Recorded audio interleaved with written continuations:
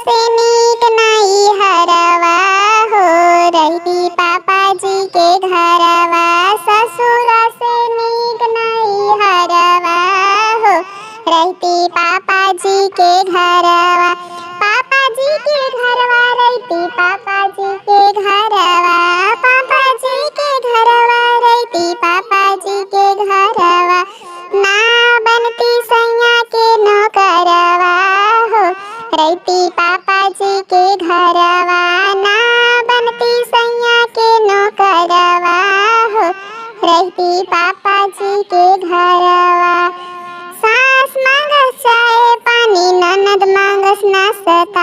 सास मांगस चाय पानी ननद मांगस नाश्ता। सब कोई के ऑर्डर सुन के जी हमर डरता। सब कोई के ऑर्डर सुन के जी हमर डरता। अरे सासुर से नीक नाई हरवा हो, रहती पापा जी के घरवा। ससुर से नीक नाई हरवा हो, रहती पापा जी के घरवा। पापा जी के घरवा रहती पापा जी के घरवा। पापा जी के घरवा रहती पापा जी के घरवा। ना बनती सैया के नौकरवा हो, रहती पापा जी के घरवा।